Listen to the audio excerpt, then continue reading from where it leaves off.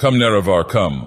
I'm not Nerevar. My name's Pelinal Whitestrake. Oh, you again. How is it that you're not dead? Didn't Umaril kill you?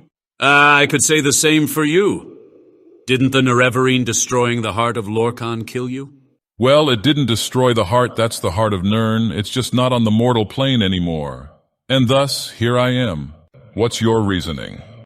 Well, I'm a Shezarine, a.k.a. getting my powers from Lorkhan. Don't let any butterflies hear you talk about it, though. Hey, guys. You know, sometimes I wonder if I am dead and I keep getting summoned to these debates without my consent as my eternal torment. Oh, Serana, didn't see you there. Come, look upon the heart. You're not going to deter me. It's time for debate too, or maybe just a discussion. And I heard you guys were already started on what I wanted to talk about. If Lorkhan is dead, how does he have so much power over Nirn? When you're a god, you never truly die. You just grow weak. I would know. I came back over 100 times. And I have a line of inquiry for you, Mr. Whitestrake. Yes. You seem to be pretty okay with Akatosh. So what? Isn't Akatosh just another name for Auriel? Shouldn't you be calling him a knife-eared god and refusing to worship him? That is an excellent point. The way Alicia explained it to us was that the entity was an Aedra and not truly elven. But he wanted to shed his association with the elves and what they'd become. I don't blame him. With the way the Ayleid were conducting themselves, they were bad even for knife ears. Agreed. Their decadence was truly a catastrophe and their own undoing. I've had a bit of fridge logic I'd like to share with you. Aedra can look like whatever they want. I propose that the entity that contacted Alicia wasn't Auriel at all. It was Lorkhan. What? What are you thinking? That the mighty Lorkhan, visionary of Nirn, could be reduced to a god of the mongrel dogs of the Empire? I, too, have my doubts. The mighty Shor, Shezar, and his many names would be too proud to pose as a knife-eared elf. That's just it. He didn't pose as Auriel, not for long anyway, before giving himself a new name.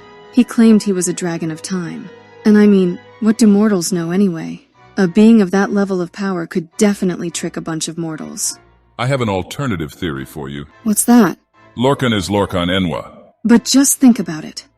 In a human-centric empire, the prime god who keeps giving them all the tools they need to be the dominant force on Tamriel for much of history after the Elysian Rebellion. Well, maybe humans are just better and he made his choice. Watch it, Enwa. Serana, don't you think if a god was picking favorites, especially Lorkhan, he'd look to the best race? I'm obviously talking about the Dunmer. We were the first race who found their way to godhood, such as myself. Not the only. There's always Talos. Allegedly, but he's not here to defend himself. What a grand and intoxicating innocence. I am a god. Do not question a god. But that's what Lorkhan wanted, remember? Nobody knew Talos was coming. The false gods claim they have some form of prophecy, but Azura seemed pretty surprised and pissed when the Tribunal and I used the heart. Truth is, they're just as in the dark as the rest of us. Lorkhan may be impressed, but you got godhood first by hijacking his heart. He might be a little sore about that fact. Fair point. So what is the verdict here? Pelinal, what is your take? I tend to take these things at face value. Lorkhan spoke to me quite a few times during my stay on Nirn, without obfuscation. So my vote is things are as they appear to be. I suppose that's fair. I have some more evidence. Paarthurnax says to the last Dragonborn that Alduin tried to take the place of their father, Akatosh.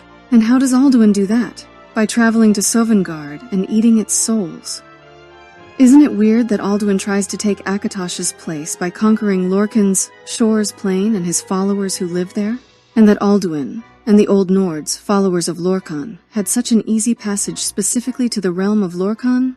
Their relation with Lorkhan is clear, and Alduin tries to take Akatosh's place by taking Lorkhan's place. Also, there's the fact that most Shezarines are Dragonborns, and able to use the Thu'um, like the last Dragonborn sent to stop Alduin, and the several Shezarines who became Talos, and the fact that the Amulet of Kings is Lorkhan's blood, which is associated with the Dragonborn Emperor.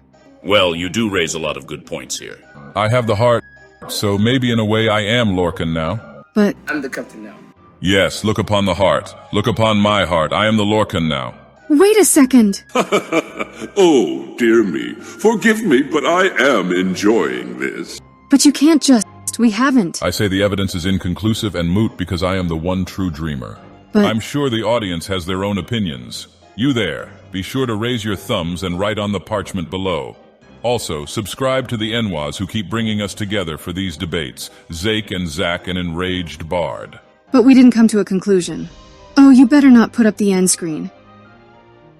Don't you fade to black. Damn it, you haven't heard the last of